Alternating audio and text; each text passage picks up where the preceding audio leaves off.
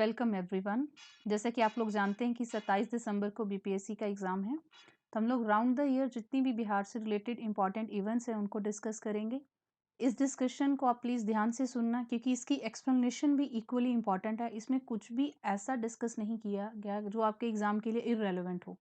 इसी के साथ जो स्टूडेंट्स इस प्लेटफॉर्म पे न्यू हैं उनको बता दूं कि हम लोग जनवरी टू दिसंबर 2020 जितनी भी इंपॉर्टेंट इवेंट्स थी उनके 1000+ क्वेश्चंस की रिवीजन सीरीज़ को लॉन्च किए हैं, जिसकी जिसकी जो वीडियोज़ हैं इस चैनल पे आपको मिल जाएँगी, जिसका लिंक डिस्क्रिप्शन में है, आप जाके देख सकते हैं। तो चलिए ये वाली क्लास स्टार्ट करते हैं। क्वेश्चन नंबर 1 ये है कि बिहार में फ्रेश वाटर टर्टल के लिए रिहैबिलिटेशन जो सेंटर है वो कहाँ पे लॉन्च किया गया है? तो वो भागलपुर डिस्ट्रिक्ट में लॉन्च किया गया है। इसी के साथ आपको ये भी पूछा जा सकता है कि फ्रेश टर्टल के लिए रिहैबिलिटेशन सेंटर क्यों खोला गया? उसके 2 कारण थे। एक तो लोग इस टर्टल को खाने में यूज़ करते थे, इसका जो मीट है उसको कंज़्यूम किया जाता था, और दूसरा इसका ट्रेड बहुत ज़्यादा होता था, जिसके चलते ये सेंटर खोला गया। बिहार के जो डुमराव राज के जो आखिरी महाराजा थे, और इंडिया की जो पहली लोकसभा थी जिसको 1952 में कॉन्स्टिट्यूट किया गया, उसके जो एकमात्र जो जिंदा जो मेंबर थे उनका भी देहांत हुआ है, तो उनका नाम क्या है? तो उनका नाम है कमल बहादुर सिंह। तो आपको क्वेश्चन हिस्ट्री के पर्पज से भी आ सकता है कि डुमराव राज के आखिरी जो महाराजा थे वो कौन थे? तो वो कमल बहादुर सिंह हैं। और अगर कहा जाए कि जो हमारी फर्स्ट लोकसभा थी जो 1952 में कॉन्स्टिट्यूट हुई थी, उनके जो जिंदा मेंबर थे वो कौन थे लास्ट? तो वो कमल बहादुर सिंह थे। प्यार का पौधा कैंपेन जो है वो कहाँ लॉन्च किया गया? तो वो बिहार गवर्नमेंट ने लॉन्च किया, department of environment and forest ने पटना में। तो पटना में लॉन्च किया गया। ये वैलेंटाइंस डे के टाइम पे लॉन्च किया गया, जिसके तहत कि आप ट्रीज को प्लांट करेंगे। इंडिया में कौन सी पहली एनडीए रूल स्टेट थी जिसने रेजोल्यूशन पास किया कि वो लोग जो नेशनल रजिस्टर ऑफ सिटीजन्स जो एनआरसी है उसको इम्प्लीमेंट नहीं करेंगे? तो वो बिहार है। बिहार पहला राज्य है जिसने रेजोल्यूशन पास किया। उसके साथ साथ ही उन्होंने रेजोल्यूशन पास किया कि वो लोग जो नेशनल पॉपुलेशन रजिस्टर जो एनपीआर 2010 है उसको लॉन्च करेंगे विदाउट एनी चेंज। 2010 का जो नेशनल पॉपुलेशन रजिस्टर है उसको इम्प्लीमेंट करेंगे विदाउट एनी चेंज। बिहार का पहला बर्ड रिंगिंग जो स्टेशन है वो कहाँ पे सेटअप किया गया? तो वो भागलपुर में किया गया। भागलपुर में इसलिए किया गया क्योंकि ये गंगा के किनारे पे है, तो यहाँ पे जो माइग्रेटरी बर्ड्स हैं वो बहुत ज़्यादा आते हैं। इसका मेन काम ही यही है कि वो लोग जो माइग्रेटरी बर्ड्स हैं उनको ऑब्जर्व करते हैं, मॉनिटर करते हैं और उनके ऊपर रिसर्च करते हैं। और ये इंडिया की चौथी ऐसी फैसिलिटी है। इससे पहले तमिलनाडु में, राजस्थान में और उड़ीसा में बर्ड रिंगिंग जो स्टेशन है इनको सेटअप किया गया। इस साल ये वाला जो क्वेश्चन है बहुत ज़्यादा इंपॉर्टेंट है आपके लिए, क्योंकि जो 13th COP है, conservation of migratory species conference of parties जो था वो गांधीनगर गुजरात में हुआ है। तो माइग्रेटरी बर्ड्स पे इस साल बहुत ज़्यादा फोकस रहा। ये कॉप गांधीनगर में हुआ। हम लोग इसको करंट अफेयर की सीरीज में ऑलरेडी डिस्कस कर चुके हैं। तो इसी के तहत ये जो बर्ड रिंगिंग स्टेशन है इसको सेटअप किया गया है। तो आपको पूछा जा सकता है कि कहाँ सेटअप किया गया है या और किस किस जगह पे सेटअप है। बिहार में जो माइग्रेटरी जो बर्ड्स हैं वो ज़्यादा तादाद में कहाँ कहाँ पाए जाते हैं? तो जैसे कि कहाँ कहाँ पाए जाते हैं? जैसे कि जमुई में, बेगूसराय में, उसके बाद दरभंगा और वैशाली में। दरभंगा और वैशाली में इन 4 जगह माइग्रेटरी बर्ड्स जो हैं जो वो बहुत ज़्यादा पाए जाते हैं। Continuous ambient air quality monitoring station जो है उसको बिहार में कहाँ पे इंस्टॉल किया गया है? तो उसको बिहार में पटना में इंस्टॉल किया गया है। इसको जो नेशनल थर्मल पावर कॉरपोरेशन है एनटीपीसी, इसकी फंडिंग वो कर रहा है, फाइनेंशियल सपोर्ट 80 करोड़ का दे रहा है। वो ऐसे 25 सेंटर्स इंडिया में लॉन्च कर रहा है जो कि 6 राज्यों में और 3 यूनियन टेरिटरीज में है, जिसमें कि बिहार में पटना में सेटअप हो रहा है। तो आपको क्वेश्चन आ सकता है कि continuous ambient air quality monitoring station जो है बिहार में कहाँ पे इंस्टॉल किया जा रहा है? तो पटना में। म्यांमार के कौन से प्रेसिडेंट जो है वो बोध गया उन्होंने विजिट किया है? फरवरी में म्यांमार के जो प्रेसिडेंट थे वो इंडिया में आए थे। तो आपको उनका नाम दे के भी पूछा जा सकता है, जिनका नाम है विन मिंट। तो आपको ये भी पूछा जा सकता है कि विन मिंट जो फरवरी में भारत आए थे कौन से देश के राष्ट्रपति हैं? तो म्यांमार के हैं। और वो उन्होंने स्पेशली वो बोध गया विजिट किए। उन्होंने 36 इंच की ब्रॉन्ज की लॉर्ड बुद्धा की जो इमेज है वो डोनेट की थी महाबोधि टेम्पल में। ये नाम आपको याद रखना होगा। नेक्स्ट है बिहार का जो 2020-21 का जो बजट है उसको फॉर्मर प्राइम मिनिस्टर ने पेश किया, तो उनका नाम क्या है? तो जो फॉर्मर फाइनेंस मिनिस्टर थे बिहार के वो सुशील कुमार मोदी थे। 2004-5 से लेके 20-21 तक उन्होंने ही इस बजट को पेश किया। इसी के साथ इंपॉर्टेंट क्वेश्चन ये बनता है कि अब फाइनेंस मिनिस्टर कौन है? तो जो तर्ककिशोर जो डिप्टी सीएम भी हैं, तर्ककिशोर जो डिप्टी सीएम है वही इस समय करंट फाइनेंस मिनिस्टर भी हैं बिहार के। तो आपको ये क्वेश्चन भी आ सकता है। बिहार का जो इस साल जो 20-21 का जो बजट है, जो 20-21 का जो बजट है, अगर उसको 2004-5 के मुकाबले देखा जाए तो उसमें कितनी बढ़ोतरी है? तो उसमें 8 टाइम्स इंक्रीज हुआ है। 8 गुना बजट में ज़्यादा बढ़ोतरी हुई है। इन्फॉर्मेशन मैं आपको बता दूं, फिगर आपसे पूछी नहीं जाएगी, लेकिन 2004-5 में 23,885 करोड़ का बजट था और अब 2,11,761.49 करोड़ है। तो 8 टाइम्स ज़्यादा है। बजट पे भी आपके एग्जाम में क्वेश्चंस आते हैं, तो आपको इन क्वेश्चंस को ध्यान में रखना होगा। पर्टिकुलरली जब कोई इतनी बड़ी चेंज होती है, जब इतनी बड़ी चेंज आई होती है, तो वो एग्जाम के लिए इंपॉर्टेंट हो जाती है। नेक्स्ट क्वेश्चन, बिहार का जो जीडीपी है वो 2019-20 के कंपैरिजन में 2020-21 में कितना ज़्यादा है? तो 11.1%। 11.1% जीडीपी ज़्यादा है, 11.1%। आगे जो बिहार का जो बजट है इसमें हाईएस्ट एलोकेशन किस सेक्टर को दी गई है? तो एजुकेशन को। एजुकेशन के सेक्टर को सबसे ज़्यादा एलोकेशन दी गई है, 19.3% की। ऐसे क्वेश्चंस एग्जाम में पूछे जाते हैं कि सबसे ज़्यादा एलोकेशन बजट में किसको मिली? एजुकेशन सेक्टर को मिली। Department of post, government of India, department of horticulture और बिहार की गवर्नमेंट ने पार्टनरशिप की। डोर स्टेप तक लोगों के शाही लीची जो मुजफ्फरपुर की है और जो जरदालू जो मैंगो है उसको डोर स्टेप तक पहुंचाने के लिए, जिसके अंदर शाही लीची जो है वो मुजफ्फरपुर की और जो जरदालू जो मैंगो है भागलपुर का, इसको लोगों तक पहुंचाने के लिए। नेक्स्ट क्वेश्चन है कि बिहार को जो ज्योग्राफिकल इंडिकेशन जो टैग है वो 2018 में किन प्रोडक्ट्स के लिए मिला? उसमें से एक जरदालू मैंगो है जो कि अपने पतले छिलके के लिए जाना जाता है और इसकी जो खुशबू है वो बहुत ज़्यादा अच्छी है, तो जरदालू मैंगो को मिला। दूसरा कतरनी जो चावल है बिहार का, कतरनी जो चावल है उसको मिला। और कतरनी चावल के बारे में कहा जाता है कि जो महाराजा रहमत अली खान बहादुर है खड़गपुर के, वो पहले पर्सन थे जिन्होंने भागलपुर में इसको प्लांट किया था। महाराजा रहमत अली खान बहादुर। जब भी कोई प्रोडक्ट इतना न्यूज़ में होता है तो उससे रिलेटेड जो हिस्टोरिकल एस्पेक्ट है वो भी इम्पॉर्टेंट हो जाता है। और तीसरा जो मगही का पान है उसको जीआई टैग मिला था 2018 में। जीआई टैग पे स्टेट्स में क्वेश्चन पूछ लिया जाता है। 2020 में जिस प्रोडक्ट को मिला हम आगे डिस्कस करेंगे, लेकिन जो ये जो मैंगो है इसको डोर स्टेप तक पहुंचाया जा रहा था, इसीलिए साथ में बताया गया कि इसको जीआई टैग ऑलरेडी मिला हुआ है और ये भागलपुर रीजन का बहुत ज़्यादा फेमस है। बिहार में प्रोटम स्पीकर किसको इलेक्ट किया गया था 2020 में? तो जीतन राम मांझी को किया गया था।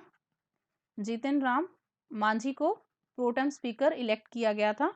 अब बिहार में इलेक्शंस के बाद किसको स्पीकर अपॉइंट किया गया बिहार में? ये बहुत इंपॉर्टेंट है, विजय कुमार सिन्हा को। विजय कुमार सिन्हा को स्पीकर अपॉइंट किया गया है। नए स्पीकर हैं वो बिहार के और लखीसराय से वो 3 बार एमएलए रह चुके हैं। तो आपको ये नाम याद रखना होगा। अगर आपको प्रोटेम स्पीकर पूछा जाता है तो जीतन राम मांझी, और अगर करंट स्पीकर पूछा जाता है तो विजय कुमार सिन्हा। बिहार में डिप्टी सीएम की पोस्ट किसको मिली? तो बिहार में 2 डिप्टी सीएम अपॉइंट हुए हैं, जिसमें एक रेणु देवी हैं और दूसरा तर्ककिशोर प्रसाद हैं। तर्ककिशोर प्रसाद एंड रेणु देवी, ये दोनों नाम आपको याद होने चाहिए और इसका एग्जाम में आने के बहुत ज़्यादा चांसेस हैं, क्योंकि अभी गवर्नमेंट फॉर्म हुई है। जितने न्यूली इम्पोर्टेंट जो पोस्ट हैं वो आपको पता होनी चाहिए। बिहार में जो अभी इलेक्शंस हुए हैं उसमें जो नोटा की जो ऑप्शन है उसको कितने लोगों ने यूज़ किया? ये इसलिए इम्पॉर्टेंट है क्योंकि बिहार में 1.7% जितने लोगों ने वोट की उसमें से 1.7%, जो कि हो जाता है 7,06,252 लोग जो हैं उन्होंने नोटा की ऑप्शन को यूज़ किया। नोटा का मतलब ये है कि उन्होंने अपना अपना जो राइट टू वोट है वो तो किया, यूज़ किया, लेकिन उन्होंने किसी भी कैंडिडेट को सिलेक्ट नहीं किया। इसी पे आपको क्वेश्चन आ सकता है कि जो नोटा की ऑप्शन है उसको ईवीएम में इलेक्ट्रॉनिक वोटिंग मशीन्स में कब इंट्रोड्यूस किया गया? तो 2013 में सुप्रीम कोर्ट के ऑर्डर ऑर्डर आने पे इसको लॉन्च किया गया और इसका सिंबल एक काले रंग का क्रॉस है, जो कि जितनी भी वोटर लिस्ट होगी ईवीएम पे उसमें जो लास्ट ऑप्शन है वो नोटा की होती है। तो आपको ये पूछा जा सकता है, ये बहुत इंपॉर्टेंट है क्योंकि इतने इतने सारे वोटर्स ने इस ऑप्शन को ऑप्ट किया है। कोविड के पेंडेमिक के बीच में इंडिया की कौन सी पहली स्टेट है जिसमें इलेक्शंस कंडक्ट हुए? तो वो बिहार है। बिहार पहली स्टेट बनी जिसने पेंडेमिक में भी जो वोटिंग करवाई और इस वोटिंग में 57% लोगों ने 57% से थोड़े ज़्यादा लोगों ने इसमें पोलिंग की, जो कि 2015 की जो इलेक्शन है उससे भी ज़्यादा है। बिहार इलेक्शन 3 फेजेज़ में कंडक्ट हुआ। सबसे पहले यही इम्पोर्टेंट है, बहुत सारे बच्चे इस चीज़ से भी अवेयर होते हैं, जो कि बड़ी जनरल इन्फॉर्मेशन है कि बिहार इलेक्शन कितने फेजेज़ में कंडक्ट की गई, तो 3 फेजेज़ में कंडक्ट की गई 243 असेंबली कॉन्स्टिट्यूएंसीज़ के लिए। तो बिहार में कितनी कॉन्स्टिट्यूएंसीज़ हैं? 243। बिहार की कौन-सी पहली जेल है? सेंट्रल जेल इन बिहार, जहाँ पे एटीएम जेल के प्रेमिसेस में इंस्टॉल किया गया। तो पूर्णिया में किया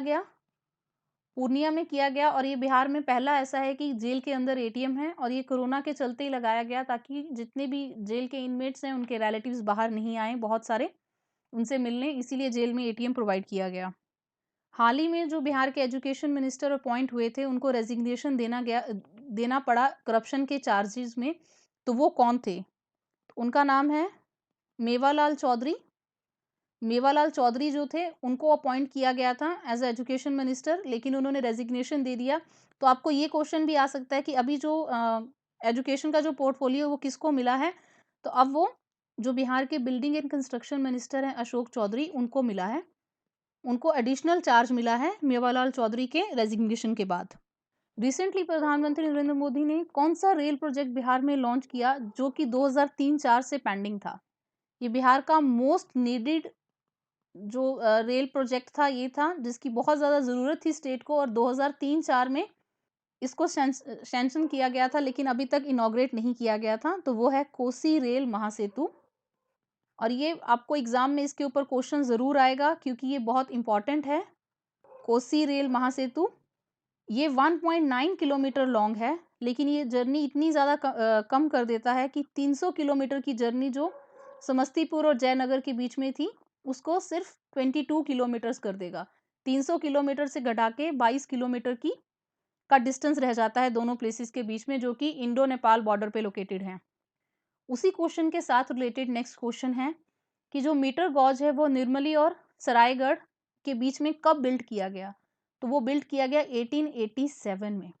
लेकिन फ्लड्स के चलते और जो इंडो नेपाल अर्थक्वेक आया था 1934 में, ये रेल लिंक जो था ये बिल्कुल वॉश आउट हो गया और तब से लेके अब तक उसको रिस्टोर नहीं किया गया था। उसके बाद अब कोसी रेल जो ये प्रोजेक्ट है महासेतु वाला, ये अब इनॉग्रेट हुआ है, इसलिए ये जो प्रोजेक्ट है बहुत ज़्यादा इंपॉर्टेंट हो जाता है। आप इस पे क्वेश्चन एक्सपेक्ट कर सकते हैं।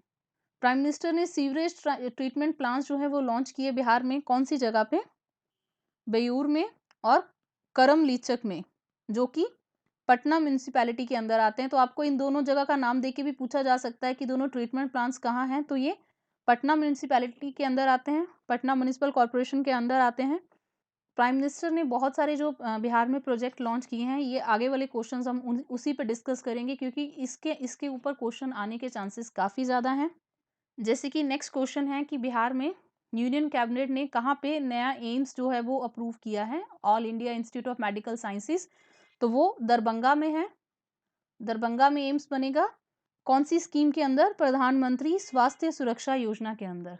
प्रधानमंत्री स्वास्थ्य सुरक्षा योजना के अंदर प्रधानमंत्री ने वाटर सप्लाई प्रोजेक्ट्स इनॉग्रेट किए अमृत मिशन के अंदर, तो वो कहाँ पे लॉन्च किए उन्होंने? सिवान म्युनिसिपल काउंसिल में और छपरा में, छपरा म्युनिसिपल कॉर्पोरेशन में, सिवान और छपरा, वहां पे उन्होंने क्या लॉन्च किया है? Water supply projects. और जो हमने पहले पढ़ा बेयूर और करम लीचक, उसमें सीवेज ट्रीटमेंट प्लांट्स थे। और अमृत की आपको मैं फुल फॉर्म बता दूं, Atal mission for rejuvenation and urban transformation. इसको लॉन्च किया था गवर्नमेंट ने जून 2015 में। तो कई बार आपको स्कीम देके पूछा जाता है कि ये कब कौन से ईयर में लॉन्च हुई है, तो जून 2015 में लॉन्च हुई है, जिसके अंडर वाटर सप्लाई जो प्रोजेक्ट है वो सिवान और छपरा में इनॉग्रेट हुए हैं। अभी हाल ही में फाउंडेशन स्टोन रखा गया Muzaffarpur river front development project का, Muzaffarpur river front development project का, जिसके अंदर की 3 घाट डेवलप किए जाएंगे, जो कि नमामि गंगे स्कीम के अंदर है। सबसे पहले नमामि गंगे स्कीम के अंदर ये Muzaffarpur river front development scheme जो है ये लॉन्च की जा रही है, जिसके अंदर 3 घाट होंगे, पूर्वी अखाड़ा घाट, सीढ़ी घाट एंड चंदवारा घाट, जिनको डेवलप किया जाएगा।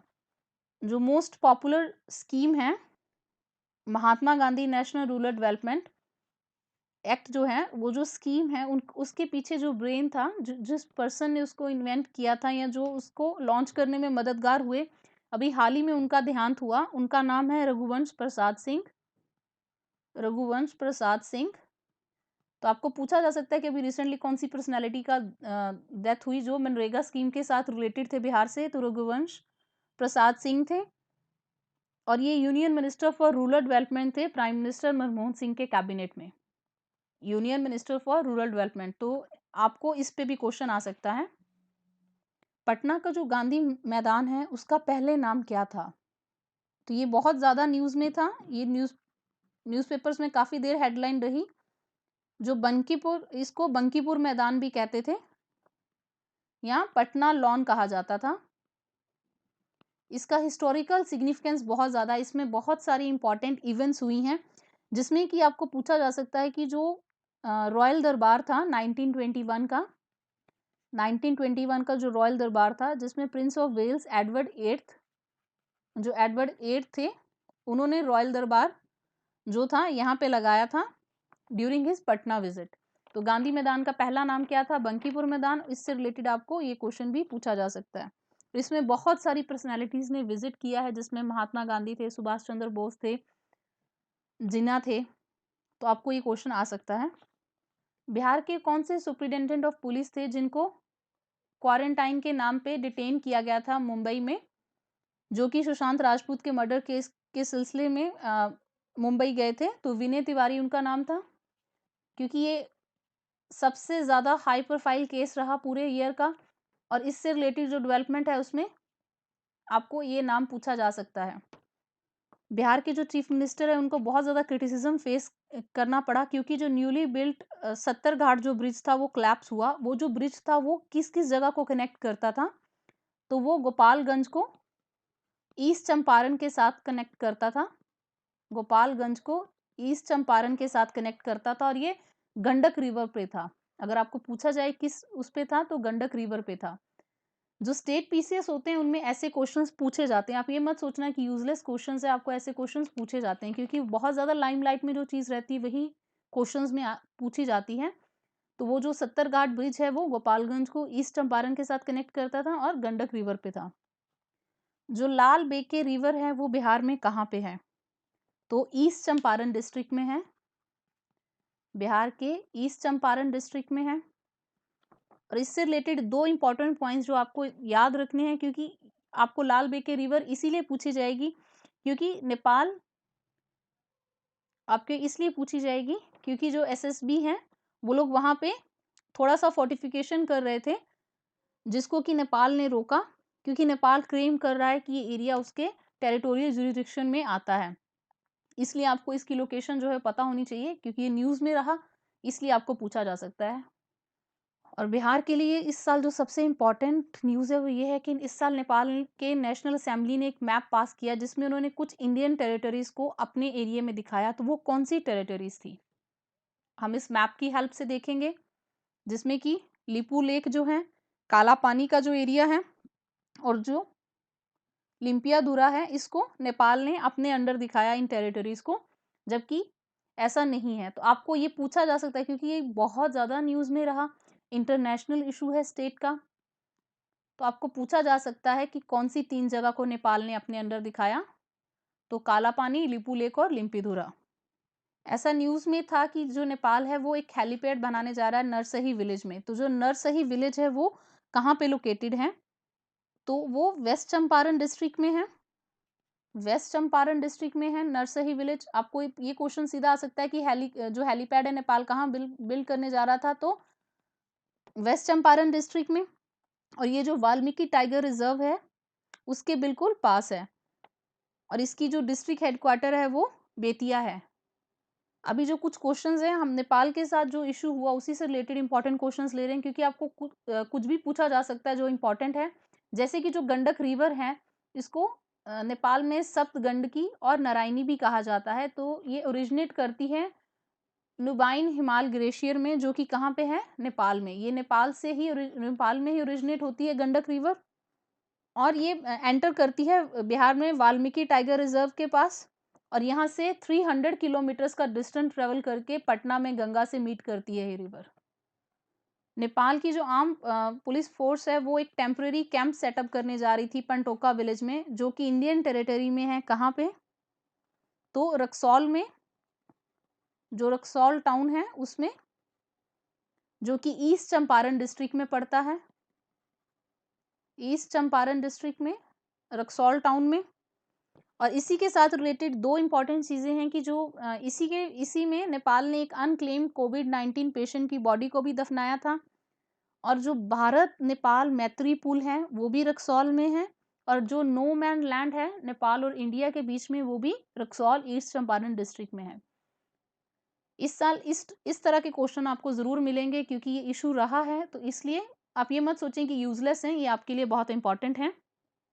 बिहार की बाइसेकल गर्ल जो कि लॉकडाउन में बहुत ज़्यादा न्यूज़ में रही, यहाँ तक न्यूज़ में रही कि जो यूएस की जो फर्स्ट लेडी हैं उन्होंने भी उसका जिक्र किया, तो उनका नाम क्या है। कितने बच्चों के क्वेश्चन बहुत सिली लग रहा होगा, लेकिन ऐसे क्वेश्चंस पूछे जाते हैं to check your general awareness. तो उनका नाम ज्योति कुमारी है। उन्होंने 1200 किलोमीटर साइकिल चला के गुरुग्राम से बिहार के दरभंगा में अपने फादर को लेके गई ड्यूरिंग कोविड-19 लॉकडाउन। नेक्स्ट, बिहार के कौन से इकलौते लीडर हैं जिन्होंने कि हाई लेवल जो round table on climate ambition, जिसको कि यूनाइटेड नेशन ने होस्ट किया था, उसमें पार्टिसिपेट किया। तो बिहार के सीएम थे नीतीश कुमार, बिहार के सीएम ने उसमें पार्टिसिपेट किया। और ये जो यूनाइटेड नेशंस का जनरल असेंबली जो थी, उसका जो 75th सेशन था उसके साइडलाइन में हुआ था ये। तो एक इंपॉर्टेंट क्वेश्चन है। Indian railways institute of mechanical and electrical engineering जो है वो कहाँ पे लोकेटेड है, तो वो जमालपुर इन मुंगेर डिस्ट्रिक्ट में है। जमालपुर इन मुंगेर डिस्ट्रिक्ट में है Indian railways institute of mechanical and electrical engineering. Next, जो पटना का कलेक्ट्रेट कॉम्प्लेक्स है उसको किसके शासन के दौरान बिल्ड किया गया था, तो डच लोग जब आए थे तो उन्होंने बहुत जगह अपने सेंटर्स बनाए थे, और बिहार में उनका पटना में यही सेंटर था। और डच आर्किटेक्चर का ये लास्ट सिग्नेचर है। इस बिल्डिंग को गिराने की बात की जा रही थी, जिसके लिए ये जो मुद्दा है ये सुप्रीम कोर्ट में गया था। जो डच लोग थे इसको अपना as a major trading centre use करते थे ओपियम और सॉल्ट पीटर के लिए। आपको ऐसा क्वेश्चन भी आ सकता है कि किस लिए यूज होता था, तो ये उनका मेजर ट्रेडिंग सेंटर था। क्योंकि 19th सेंचुरी में जब तक रेलवे नहीं आया था उससे पहले जितना भी ट्रेड था वो रिवर के थ्रू ही होता था। तो गंगा के बैंक पे था उनका गोडाउन, तो उनके लिए बहुत हेल्पफुल था। इससे रिलेटेड एक और इंटरेस्टिंग फैक्ट है कि जो इंडिया की जो ऑस्कर अवार्ड विनिंग फिल्म थी गांधी, उसकी शूटिंग भी यहीं पे हुई थी।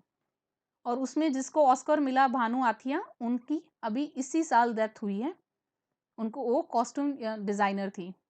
राजकुमार वैश्य जो है उनका लिम्का बुक ऑफ रिकॉर्ड में नाम आया है, तो वो किस चीज़ के लिए उनका नाम इसमें रजिस्टर हुआ है, तो उन्होंने 98 ईयर्स में एमए की थी, इसलिए उनका नाम लिम्का बुक ऑफ रिकॉर्ड में आया है। और अभी रिसेंटली उनकी डेथ हुई है, तो आपको ये नाम पूछा जा सकता है, राजकुमार वैश्य। इंडिया और नेपाल ने jointly second integrated check post जो है वो अपना इनॉग्रेट किया, तो वो कहाँ पे किया, बिहार के जोगबनी में और नेपाल के बिरातनगर इन नेपाल एंड जोगबनी इन बिहार।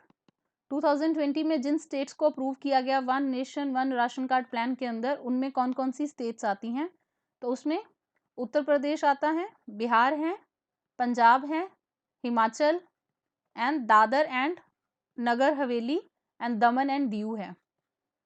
और लास्ट नाम से आप लोगों को फिर से रिमाइंड करा दूं, जो कि मैंने करंट अफेयर की वीडियो में पढ़ाया हुआ है कि इस साल दादर एंड नगर हवेली एंड दमन दीव को मर्ज करके एक यूनियन टेरिटरी बना दी गई है, Dadar and Nagar Haveli and Daman and Diu.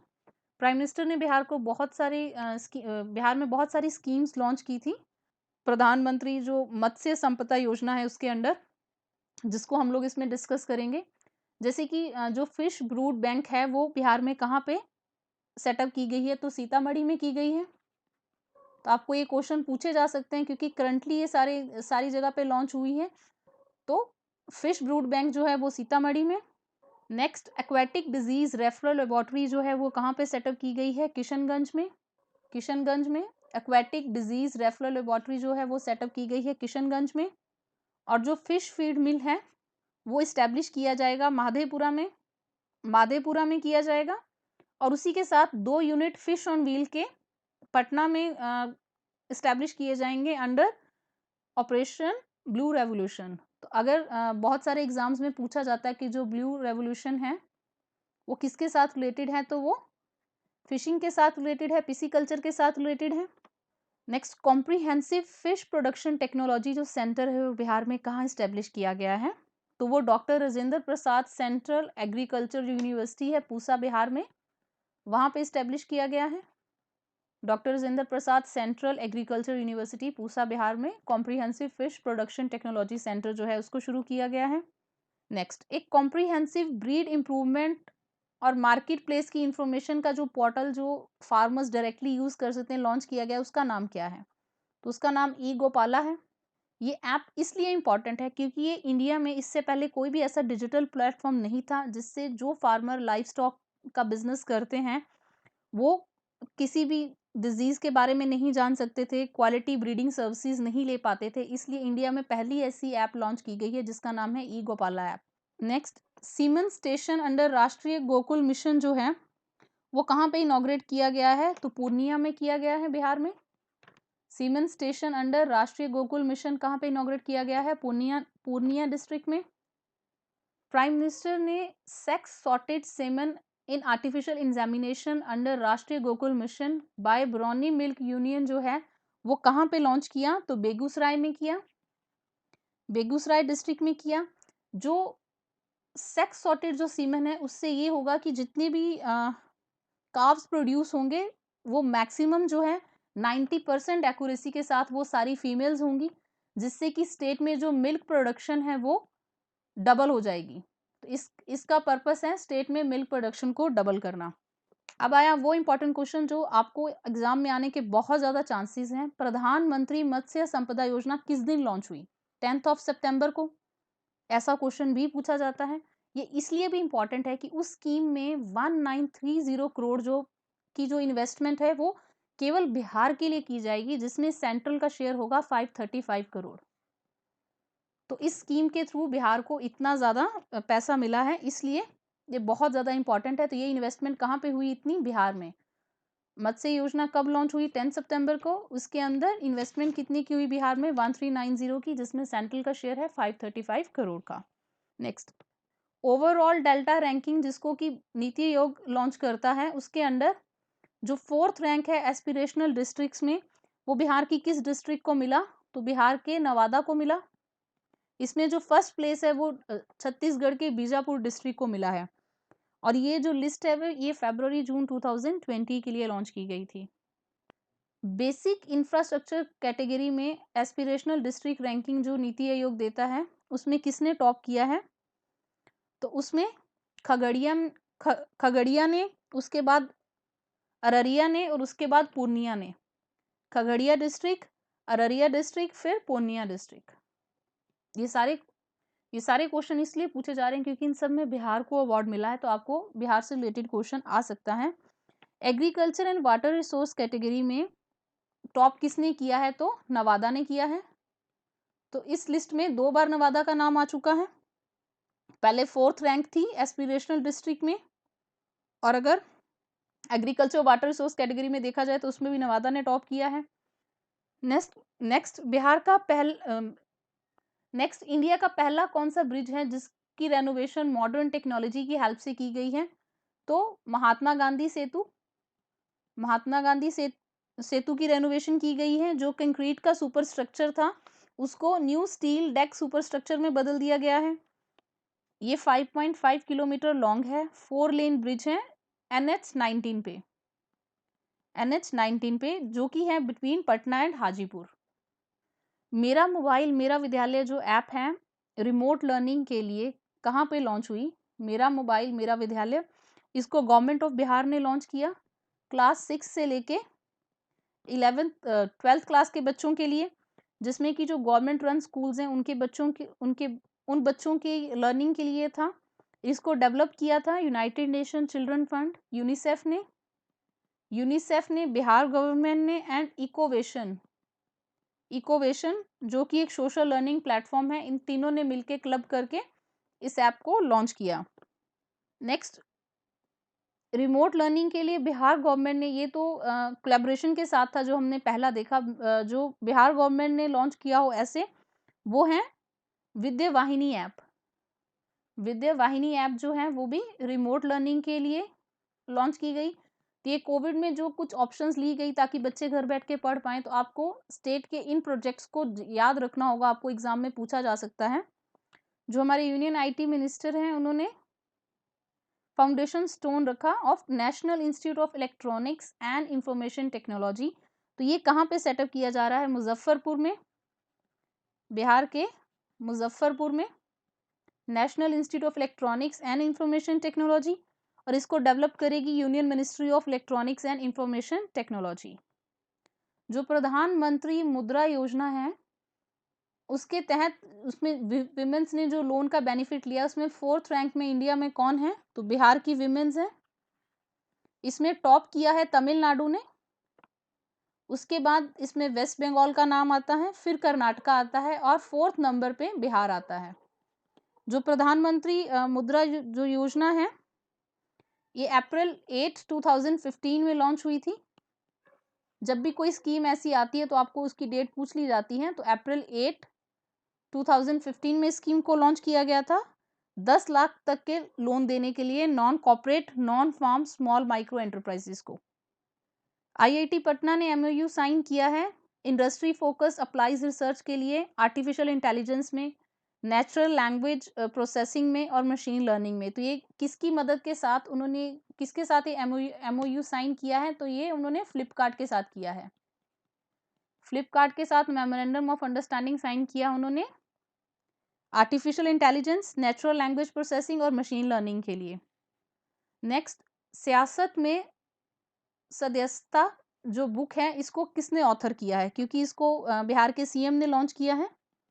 इसके ऑथर हैं विजय कुमार, जो कि बिहार असेंबली की जो बिहार असेंबली स्पीकर रह चुके हैं। उन्होंने अपना जो पूरा जो व्यू है या जर्नी है उसको इसमें कंपाइल किया है। ये बुक इंपॉर्टेंट है क्योंकि इसको सीएम ने लॉन्च किया है, तो आपको पूछा जा सकता है कि इस बुक के ऑथर कौन है। जो मिशन पूर्वोदय है उसमें बिहार के कौन से प्रोजेक्ट हैं जो इंक्लूडेड हैं? तो उसमें जो दुर्गापुर बांका जो पाइपलाइन का जो सेक्शन है, दुर्गापुर बांका, और जो बॉटलिंग प्लांट जो बांका में सेट किया गया है एलपीजी बॉटलिंग प्लांट, और जो एलपीजी बॉटलिंग प्लांट चंपारण में किया गया है, वो चंपारण वाला बॉटलिंग प्लांट एलपीजी का plant bottling plant at Banka and Durgapur Banka जो सेक्शन है वो मिशन पूर्वोदय के अंदर है। नेक्स्ट क्वेश्चन भी इसी से रिलेटेड है लेकिन बहुत ज्यादा इंपॉर्टेंट है। दुर्गापुर बांका जो सेक्शन है ये एक्सटेंशन है एग्जिस्टिंग 679 किलोमीटर लंबी कौन सी पाइपलाइन का? जिसमें कि पारादीप, हल्दिया, दुर्गापुर, पारादीप, हल्दिया एंड दुर्गापुर जो पाइपलाइन है ये उसी की एक्सटेंशन है। और ये जो पाइपलाइन है इसकी लेंथ पहले ही बताई कि एक्सटेंशन ऑफ 679 किलोमीटर। ये आपको ये पूछा जा सकता है कि जो पारादीप, हल्दिया, दुर्गापुर एलपीजी है कौन सी स्टेट से पास करेगी? अब ये वेस्ट बंगाल, झारखंड और बिहार। आपको एक और ट्रिकी क्वेश्चन भी पूछा जा सकता है कि इस पाइपलाइन का सबसे ज्यादा शेयर कौन सी स्टेट में है? तो मैं आपको क्रोनोलॉजी बता दूं, सबसे पहले झारखंड में 98 किलोमीटर है सबसे ज्यादा। झारखंड के बाद वेस्ट बंगाल में है 60 किलोमीटर, और उसके बाद बिहार में है 35 किलोमीटर। बिहार में है 35 किलोमीटर। तो पहले झारखंड, फिर वेस्ट बंगाल और फिर बिहार। प्रधानमंत्री ने हर गांव ऑप्टिकल फाइबर केबल जो सर्विस है वो सारे विलेजेस को कनेक्ट करने के लिए किस स्टेट में लॉन्च की गई है? उन्होंने इसको बिहार में लॉन्च किया है और बिहार इंडिया का पहला स्टेट होगा जिसमें कि सारे विलेजेस जो हैं वो ऑप्टिकल फाइबर नेटवर्क के साथ कनेक्टेड होंगे। बिहार को उसका पहला रामसर साइट जो है वो कौन सी जगह पे मिला है? ये क्वेश्चन बहुत ज़्यादा इंपॉर्टेंट है। करबल तल जो वेटलैंड है बेगूसराय में है। आपको ये क्वेश्चन भी पूछा जा सकता है कि ये वेटलैंड कहाँ है, तो ये बेगूसराय में है। कौन सी डिस्ट्रिक्ट में है? बेगूसराय में है। ये इसलिए इंपॉर्टेंट है, इसको रामसर साइट का दर्जा इसलिए दिया गया क्योंकि यहाँ पे बहुत सारे माइग्रेटरी बर्ड्स आते हैं। इसी के साथ जो रिलेटेड फैक्ट है वो ये भी है कि रामसर क्या है। रामसर जो कन्वेंशन है उसके अंदर जितने भी वेटलैंड्स हैं उनको प्रिजर्व करने की बात की जाती है। रामसर ईरान का एक शहर है जो कि कैस्पियन सी के किनारे है और ये ट्रीटी साइन हुई थी फरवरी 2 में 1971 में। तो रामसर कन्वेंशन कौन से ईयर में साइन हुई? 71 में, क्योंकि बिहार की पहली साइट है तो आपको ऐसा क्वेश्चन भी पूछा जा सकता है जो रामसर है वो कौन सी कंट्री में है? ईरान में है। और बिहार का पहला जो रामसर साइट है वो कौन सा है? तो करबल तल है बेगूसराय में। लोक जनशक्ति पार्टी के कौन से लीडर की अभी रिसेंटली डेथ हुई है? जो इसके फाउंडिंग लीडर थे वो थे रामविलास पासवान। तो आपको इस तरह से भी क्वेश्चन आ सकता है या आपको इनके बारे में ये पूछा जा सकता है कि इनके पास कौन सा पोर्टफोलियो था। ये हमारे former minister of consumer affair, food and public distribution थे। या थर्ड क्वेश्चन ये हो सकता है कि जो पोर्टफोलियो अब उनके पास था अब किसके पास है? तो जो रेलवे मिनिस्टर हैं पीयूष गोयल, अब उनके पास इसका एडिशनल चार्ज है। एग्रीकल्चर मिनिस्टर ने national agriculture cooperative marketing federation of India limited जो नेफेड है उसके अंदर हनी एफओ प्रोग्राम बिहार में कहाँ लॉन्च किया है? फार्मर प्रोड्यूसर जो ऑर्गेनाइजेशन है वो ईस्ट चंपारण डिस्ट्रिक्ट में। नवंबर 2020 में ही एक बोट पलटने से बिहार में काफ़ी सारे लोग जो वो मर गए। तो ये इंस्टांस कहाँ पे हुआ? तो आपको ऐसे क्वेश्चंस पूछे जा सकते हैं। नौगशिया एरिया में, बागलपुर इन बिहार में। Naugachia in Bhagalpur Bihar. My stamp on Chhath Puja जो कंसेप्ट है इसको किसने इनिशिएट किया? तो इसको डिपार्टमेंट ऑफ पोस्ट ने लॉन्च किया सेंट्रल गवर्नमेंट के अंदर, जिसमें कि आप कोई भी अपने मनपसंद की जो स्टैम्प है उसको बनवा सकता था पर्सनलाइज करवा के। बिहार की जो स्कीम है ग्रीन बजट, उस बिहार में ग्रीन बजट के अंदर जो सबसे मेजर स्कीम है वो कौन सी है? वो है जल जीवन हरियाली योजना। जल जीवन हरियाली योजना, जिसके अंडर की जो स्टेट के फार्मर हैं वो पॉन्ड बिल्ड कर सकते हैं, जिसके लिए उनको स्टेट गवर्नमेंट से सब्सिडी मिलेगी, जिसका मेन काम क्या है? पौधे लगाना। कृषि यंत्र बैंक बिहार में कौन से लेवल में जो है इस्टेब्लिश किए जा रहे हैं? तो वो पंचायत लेवल पे इस्टेब्लिश किए जा रहे हैं कृषि यंत्र बैंक्स। इनका पर्पस यही है कि जो बिहार में एग्रीकल्चर है उसमें मैकेनाइजेशन लाई जाए, मशीन्स लाई जाएं, उसके लिए ये बैंक्स इस्टेब्लिश की जा रही हैं। जो 15th फाइनेंस कमीशन है उसने सेंट्रल टैक्स रेवेन्यू में बिहार को कितना शेयर देने की बात की है? 4.13%। उसने अभी हाल ही में अपनी रिपोर्ट सबमिट की है, इसलिए क्वेश्चन इंपॉर्टेंट है। तो 4.13% जो सेंट्रल टैक्स रेवेन्यू है वो बिहार को अलॉट होगा। सेफ सिटी सर्विलेंस स्कीम जो बिहार की है वो किस पर्पस के लिए है? तो वो विमेन सेफ्टी के लिए है। बिहार स्टेट गवर्नमेंट ने अपनी जो वाटर बॉडीज हैं उसकी जियो मैपिंग स्टार्ट की है, उस एक्सरसाइज का नाम क्या है? तो वो है जल करो। तो आपको ये टर्म देके पूछा जा सकता है कि जल करो क्या है? तो बिहार का जियो मैपिंग है वाटर बॉडीज का, जिससे कि वाटर बॉडीज को प्रिजर्व करना चाहते हैं। इसका मेन मोटिव क्या है? वेटलैंड्स को डेवलप करना, जिसको कि लोकल लैंग्वेज में चौर भी कहा जाता है। तो चौर क्या है? एक वेटलैंड के लिए लोकल टर्म है। न्यूज़ में था कि बिहार की इस साल जो हनी प्रोडक्शन है वो बहुत ज़्यादा डिक्लाइन की। तो वो कितने परसेंट से डिक्लाइन हुई? 40% से। 2020 में 40% से बिहार में हनी प्रोडक्शन जो है वो कमा, जबकि गवर्नमेंट बहुत फोकस कर रही है हनी प्रोडक्शन पे नेशनल हनी बी मिशन के अंडर, और ये कमा है क्लाइमेट चेंज के चलते, क्लाइमेट में वेरिएशन आने के चलते हनी प्रोडक्शन कमा है। बिहार में जो कोलीवार ब्रिज है वो रिसेंटली इनॉग्रेट किया गया। तो वो कौन सी रिवर पे है? तो वो सोन रिवर पे है। जब भी कोई ब्रिज इनॉग्रेट होता है तो आपको रिवर का नाम ज़्यादातर ज़रूर पूछा जाता है, तो सोन रिवर पे कोलीवार ब्रिज है। बिहार के एक पर्सन अभी न्यूज़ में थे जिन्होंने कि 3 किलोमीटर लंबी जो है वो कैनल खुद से ही डग की थी। जो रेन वाटर है उसको नियर बाय हिल से गाँव के खेतों में लाने के लिए उन्होंने ये इनिशिएटिव अपने पूरे गाँव के लिए लिया था। तो ये बिहार के गया डिस्ट्रिक्ट की न्यूज़ है और उन पर्सन का नाम है लौंगी भुइयां। ये इसलिए इम्पोर्टेंट है क्योंकि आनंद महिंद्रा को उनका ये इनिशिएटिव बहुत अच्छा लगा और उन्होंने उनको एक ट्रैक्टर भी गिफ्ट किया। तो लौंगी भुइयां उनका नाम था। जब भी स्टेट में कोई ऐसा पर्सन न्यूज़ में रहता है तो चांसेस होते हैं कि आपको एग्जाम में पूछा जाए। बुद्धा एरा की बिल्डिंग की जो रिमेन्स है अभी रिसेंटली कहाँ से मिली?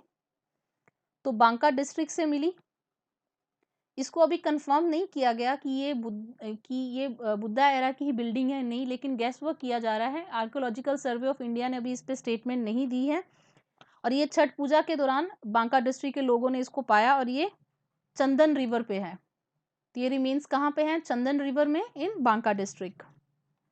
हाल ही में जो नीतीश कुमार है उन्होंने बिहार के चीफ मिनिस्टर की जो शपथ है वो ग्रहण की। तो वो कौन से चीफ मिनिस्टर बने हैं? वो 7th टाइम बने हैं। 7 टाइम। और कौन से वाले? 37th चीफ मिनिस्टर हैं बिहार के और 7 टाइम उन्होंने शपथ ली है और लगातार 4 बार से वही स्टेट के सीएम हैं। बीच में कुछ देर के लिए जितिन मांझी आए लेकिन लगातार 4 साल तक वही सीएम रहे। 2020 में ज्योग्राफिकल इंडिकेशन का टैग बिहार की किस चीज को मिला? तो बिहार में मखाना को मिला, जिसको कि फॉक्स नट भी कहते हैं। तो जीआई टैग पे क्वेश्चन बहुत ज्यादा इंपॉर्टेंट रहता है। मान के चलिए क्वेश्चन आपको आएगा कि जीआई टैग 2020 में किस चीज को मिला? तो मखाना को मिला। बिहार का कौन सा जो रीजन है वो मखाना प्रोडक्शन के लिए देश में प्रसिद्ध है? तो इंडिया का जो 75% जो मखाना है वो मिथिला से आता है। तो मिथिला डिस्ट्रिक्ट उसके लिए बहुत फेमस है और इसको लेके स्टेट में बहुत टेंशन भी हुई क्योंकि जो जीआई टैग है वो मिथिला मखाना को मिला है, जबकि स्टेट चाह रही थी कि वो बिहार के मखाना को मिले, ना कि पर्टिकुलर मिथिला को मिले। अर्थ एंथम जो बुक है वो किसने लिखी है? तो वो अभय कुमार ने लिखी है। अभय कुमार आईएफएस ऑफिसर भी हैं और एक राइटर भी हैं। अभी हाल ही में उनको as a India's envoy Madagascar और कॉमोरस के लिए अपॉइंट किया गया है और उन्होंने पहले SAARC anthem, Venus anthem, Mars anthem ऐसी बुक्स भी लिखी हैं। सत्येंद्र कुमार जो दुबे मेमोरियल अवार्ड है, सत्येंद्र कुमार दुबे मेमोरियल अवार्ड वो किसको मिला है? कुमार रवि को। कुमार रवि को मिला है जो कि पटना के डीएम हैं ह्यूमैनिटी की सर्विस के लिए। पहली बार उड़ान स्कीम के अंदर बिहार में कहाँ पे एयर सर्विस लॉन्च की गई है? तो दरभंगा में की गई है। दरभंगा एयरपोर्ट को लॉन्च किया गया है। उड़ान का फुल फॉर्म है उड़े देश का आम नागरिक। इसके तहत बिहार में पहली बार ऐसा हुआ है और ये रीजनल डोमेस्टिक एयर कनेक्टिविटी है अक्रॉस इंडिया। इंडिया का भी पहला और एशिया का भी पहला नेशनल डॉल्फिन रिसर्च जो सेंटर है वो कहाँ पे सिचुएटेड है? तो पटना में। पटना में लॉन्च किया गया है इसको और ये पटना यूनिवर्सिटी के प्रेमिसेस में ही है on the bank of river Ganga. और इसी से रिलेटेड एक और फैक्ट है कि सुल्तानगंज और काहलगांव जो कि भागलपुर डिस्ट्रिक्ट में है उसमें ऑलरेडी 7 किलोमीटर के स्ट्रेच के लिए विक्रमशिला गंजेटिक डॉल्फिन सेंचुरी को इस्टेब्लिश किया गया है। विक्रमशिला गंजेटिक डॉल्फिन सेंचुरी कहाँ है? अगर ये क्वेश्चन आ जाए तो भागलपुर डिस्ट्रिक्ट में है। 7 किलोमीटर के स्ट्रेच पे है सुल्तानगंज और काहलगांव के बीच। डॉल्फिन पे बहुत फोकस रहा है। 15 दिसंबर को भी हमारे पीएम ने अपनी स्पीच में ये बात कही थी कि डॉल्फिन कंजर्वेशन के लिए जल्दी कोई प्रोग्राम लॉन्च होगा। तो आप डॉल्फिन पे भी क्वेश्चन एक्सपेक्ट कर सकते हैं इस बार एग्जाम में। इंडिया की जो पहली किसान रेल है वो किस जगह के बीच में चलाई गई? तो वो देवलली जो कि नासिक महाराष्ट्र में है उसके वहां से लेके दानापुर पटना के बीच चलाई गई। इस क्वेश्चन को यूपीपीसीएस में ऑलरेडी पूछ लिया गया है। ये क्वेश्चन बहुत ज्यादा इंपॉर्टेंट है क्योंकि पहली बार ऐसा इनिशिएटिव लिया गया है। नेक्स्ट, जो अश्वगंधा कॉरिडोर है वो कहाँ पे बिल्ड किया जा रहा है? तो भागलपुर से बक्सर के बीच में। भागलपुर से बक्सर के बीच में। और एक ऑर्गेनिक कॉरिडोर है जो कि 13 डिस्ट्रिक्ट से पास करेगा भागलपुर से बक्सर के बीच में। और इसका काम है कि ये गंगा रिवर को क्लीन रखने में हेल्प करेगा। बिहार की सिल्क सिटी किसको कहा जाता है? भागलपुर को। ये करंट इवेंट्स के साथ इसलिए रिलेटेड है क्योंकि सिल्क में ऑलरेडी ही जो सिल्क के जो वर्कर्स हैं बहुत ज़्यादा सफ़र कर रहे थे, लेकिन जो लॉकडाउन जो पैंडेमिक में जो लॉकडाउन हुआ, उसके अंदर उन लोगों का जो उन लोगों में 95% तक जो है, उनके ट्रेड में गिरावट आई, वो लोग बहुत ज़्यादा सफ़र किए इससे। तो आपको इसलिए न्यूज़ में था, तो आपको पूछा जा सकता है कि सिल्क सिटी ऑफ बिहार किसको कहा जाता है? भागलपुर को। बिहार के कौन से कैंपेन को लिम्का बुक ऑफ रिकॉर्ड में दर्ज किया गया है? तो बापू आपके द्वार, बापू आपके द्वार, जो कि महात्मा गांधी जी से रिलेटेड है, उनके चंपारण सत्याग्रह को लेके। नेशनल स्टैटिक्स ऑफिस ने जो अभी रिसेंटली जो सर्वे दिया है, उसके अकॉर्डिंग बिहार की जो लिटरेसी रेट है वो कितना है? तो बिहार का जो लिटरेसी रेट है वो 70.9% है, जो कि जो नेशनल एवरेज है, नेशनल एवरेज 77.7% है, उससे 6.8% कम है। अगर ओवरऑल देखा जाए तो सबसे कम जो लिटरेसी है वो आंध्र प्रदेश में है, सबसे कम जो है वो आंध्र प्रदेश में है, 66.4 है। ऐसा क्वेश्चन पीसीएस में ज़रूर पूछा जाता है। उसके बाद राजस्थान में है 69.7, उसके बाद बिहार का नंबर आता है। तो नीचे से तीसरे नंबर पे बिहार है इन लिटरेसी। इसी से रिलेटेड मैं आपको 2-3 पॉइंट और बताऊंगी, जो आप बहुत ध्यान से सुने, क्योंकि आपको पूछा जा सकता है कि इसी रिपोर्ट के अकॉर्डिंग बिहार में फीमेल लिटरेसी रेट क्या है। तो रूरल एरिया में 58.7% है फीमेल के लिए, और अर्बन में 75.9%। और उसी के मुकाबले अगर मेल लिटरेसी देखी जाए तो 78.6 रूरल एरिया में, 89.3 जो है वो अर्बन एरिया में। और अगर ओवरऑल रूरल लिटरेसी बिहार की देखी जाए तो 69.5% है गांव की, और अगर अर्बन लिटरेसी देखी जाए तो 83.1% है। तो आपको ऐसे क्वेश्चंस एग्जाम में पूछे जा सकते हैं। सबसे इंपॉर्टेंट तो यही है कि नेशनल लेवल पे लिटरेसी परसेंटेज बाकी स्टेट्स के मुकाबले कितनी है। तो बिहार नीचे से तीसरे नंबर पे है, सबसे पहले आंध्रा है नीचे से, उसके बाद राजस्थान है, एंड देन बिहार। नेक्स्ट है कि बिहार का मैटरनल मोर्टेलिटी रेट क्या है। तो बिहार का मैटरनल मोर्टेलिटी रेट जो है वो 149 पर 1 लाख है। और बिहार को किन स्टेट्स के साथ रखा गया है? पंजाब, जिसका 129 था, उसी के साथ बिहार का 149, और उड़ीसा का 150। जो ब्रिक्स बैंक है, अभी उसके वाइस प्रेसिडेंट किसको अपॉइंट किया गया है? तो अनिल किशोर को, जो कि बिहार से हैं, अनिल किशोर को अपॉइंट किया गया है as a vice president of BRICS bank, जिसको कि न्यू डेवलपमेंट बैंक भी कहते हैं, जिसको 2005 में इस्टेब्लिश किया गया था। अगर हम इसी में ब्रिक्स की बात करें तो ब्रिक्स में कौन कौन सी कंट्रीज आती हैं? Brazil, Russia, India, China and south Africa. तो ये जो पर्सन है बिहार से हैं, तो इसलिए ये न्यूज़ इंपॉर्टेंट हो जाती है बिहार के पॉइंट ऑफ व्यू से। इंडिया का पहला जो दूरदर्शन सेंटर है विद ग्रीन हब, वो कहाँ पे है? तो पटना में है। उसमें ई व्हीकल्स लॉन्च किए गए हैं। तो first Doordarshan centre in India with green hub is in Patna. Bihar human right commission का चेयरमैन अभी हाल ही में किसको अपॉइंट किया गया है? तो जस्टिस विनोद कुमार सिन्हा को, विनोद कुमार सिन्हा को बिहार ह्यूमन राइट कमीशन का चेयरमैन अपॉइंट किया गया है। बिहार पब्लिक सर्विस कमीशन का चेयरमैन अभी किसको अपॉइंट किया गया है? जितनी भी इस पोस्ट पे इंपॉर्टेंट जो अपॉइंटमेंट्स होती हैं, आप उनको दिमाग में ज़रूर रखें। आर के महाजन। और पर्टिकुलरली जब जिस साल आपका एग्जाम है, अगर उसी साल अपॉइंटमेंट हुई है तो और भी इंपॉर्टेंट हो जाती है। तो बिहार पब्लिक सर्विस कमीशन का चेयरमैन किसको अपॉइंट किया गया है? आर के महाजन को। इससे पहले शिशिर सिन्हा थे। बिहार का जो चमकी फीवर है उस वो और किस नाम से जाना जाता है? Encephalitis, Japanese इन्फेस्टाइटिस। बिहार का जो चमकी फीवर है वो किस और नाम से जाना जाता है? तो उसको जैपनीज इंसेफ्लाइटिस भी कहा जाता है। ये इसलिए न्यूज़ में है क्योंकि इंडिया का पहला Piku paediatric intensive care unit जो है, उसको अभी लॉन्च किया गया है Shri Krishna medical and hospital में इन मुजफ्फरपुर। तो आपको ये क्वेश्चन आ सकता है क्योंकि चमकी बुखार बिहार का एक बहुत सीरियस इशू है। इसके लिए पहली बार पूरे इंडिया में कोई इंटेंसिव केयर यूनिट सेटअप किया गया है इन मुजफ्फरपुर। और इसको दिमागी बुखार भी कहा जाता है क्योंकि इसमें दिमाग में सूजन आ जाती है। जो एक्टर पंकज त्रिपाठी हैं, अभी उनको स्टेट ने किस चीज़ का ब्रांड एम्बेसडर घोषित किया है? तो बिहार खादी का। बिहार खादी का न्यूली अपॉइंटेड ब्रांड एम्बेसडर कौन है? तो एक्टर पंकज त्रिपाठी। हेलो सखी चेन जो है एक अवेयरनेस कैंपेन था कोरोना वायरस के अगेंस्ट, जिसमें कि जो बहुत सारी रूरल विमेंस थी, वो बाकी लोगों, बाकी फैमिली को अवेयर करती थी कि कैसे हमें इस स्थिति से जूझना है। तो ये कहाँ पे स्टार्ट हुई थी? तो मुजफ्फरपुर में। तो कोई भी ऐसी स्कीम जो कोविड के दौरान लॉन्च हुई है तो आपको पूछा जा सकता है, तो ये हेलो सखी चेन जो है ये मुजफ्फरपुर में लॉन्च किया गया campaign. X ministry of external affair के स्पोक्स पर्सन जो रवीश कुमार हैं, अभी उनको इंडिया का एम्बेसडर अपॉइंट किया गया है। कहाँ के लिए? फिनलैंड के लिए।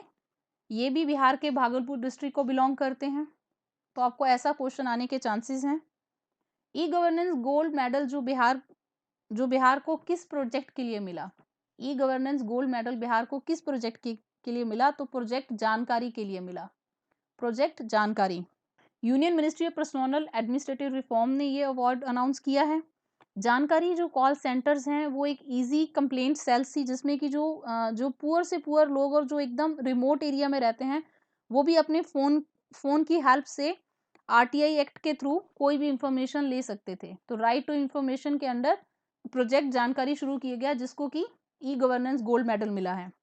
और ये भी बात की गई है कि ऐसा प्रोजेक्ट इंडिया के बाकी स्टेट्स में भी लॉन्च किया जाए। परिमर्जन पोर्टल जो है बिहार में लॉन्च किया गया, किस चीज़ के लिए? तो जो जमाबंदी का जो डिजिटाइजेशन हो रहा है, उसमें अगर आपके जमाबंदी डाटा में कोई भी गलती है तो उसको आप ऑनलाइन ठीक करवा सकते थे। उसके लिए परिमर्जन पोर्टल को लॉन्च किया गया। तो ये गवर्नमेंट टू सिटीजन इनिशिएटिव था। नेक्स्ट, बिहार डे कब ऑब्जर्व किया जाता है? ये क्वेश्चन ज़्यादातर हर साल पूछ लिया जाता है। ये करंट का भी पार्ट है, ट्रेडिशनल का भी पार्ट है। तो मार्च 22 को बिहार दिवस मनाया जाता है, क्योंकि इस दिन बंगाल से इसको कार्व किया गया था 1912 में। तो 1912 में फॉर्म किया गया था मार्च 22 को। नेशनल टीचर्स डे जो कि सितंबर 5 को होता है, उस दिन बिहार के कौन से टीचर्स को अवार्ड मिला? तो संत कुमार साहनी, जो कि विजुअली इम्पेयर्ड हैं और बहुत ज़्यादा न्यूज़ में रहते हैं, और अखिलेश्वर पाठक को, जो कि सारण डिस्ट्रिक्ट को बिलोंग करते हैं। वी थिंक डिजिटल प्रोग्राम जो है उसको किसने लॉन्च किया? तो उसको फेसबुक ने लॉन्च किया। वी थिंक डिजिटल, इसको उन्होंने डिजिटल लिटरेसी ट्रेनिंग के लिए 1 लाख वुमेन को ट्रेन करने के लिए 7 स्टेट्स में लॉन्च किया, जिसमें कि बिहार भी है। और इसको उन्होंने नेशनल कमीशन फॉर वुमेन और साइबर पीस फाउंडेशन के साथ मिलकर इस प्रोग्राम को लॉन्च किया है। ग्लोबल बिहार एक्सीलेंस अवार्ड 2019 जो है वो किसको मिला? तो पीयूष जायसवाल को मिला। पीयूष जायसवाल को ये अवार्ड मिला towards contribution for social welfare, women empowerment के लिए और आर्ट एंड कल्चर के फील्ड में नए टैलेंट को इंट्रोड्यूस करने के लिए। बिहार के कौन से 2 लीडर्स हैं जिनको Forbes India list of 20% to watch in 2020 में जिनका नाम आया? तो एक हैं कन्हैया कुमार, जिनको 12th पोजीशन मिली, और दूसरे हैं प्रशांत किशोर, जिनको कि 16th पोजीशन मिली। Next generation network telephone exchange जो है बिहार में कहाँ पे सेटअप किया गया? तो न्यू बिहार विधानमंडल कंपाउंड में, and Bihar air fibre service eight Danapur telephone exchange इन बिहार। कहाँ पे? न्यू बिहार विधानमंडल compound and Bharat air fibre service eight Danapur telephone exchange in Bihar. Indian railway ने पहला 12,000 हॉर्स पावर का इलेक्ट्रिक लोकोमोटिव मैन्युफैक्चर किया। कहाँ पे? तो बिहार के मादेपुरा इलेक्ट्रिक लोकोमोटिव इन बिहार। तो फर्स्ट टाइम है कि हॉर्स पावर का इलेक्ट्रिक लोकोमोटिव जो है इंडिया में मैन्युफैक्चर किया गया। तो आपको ये क्वेश्चन आ सकता है कि कहाँ पे किया? तो मादेपुर इलेक्ट्रिक लोकोमोटिव इन बिहार। इसी के साथ हमारा ये वाला वीडियो कंक्लूड होता है। जितने भी स्टूडेंट्स एग्जाम दे रहे हैं उन सबको ऑल द बेस्ट। अगर आप लोगों को हमारा ये एफर्ट अच्छा लगा हो तो please do like, share and subscribe to our channel. Thank you.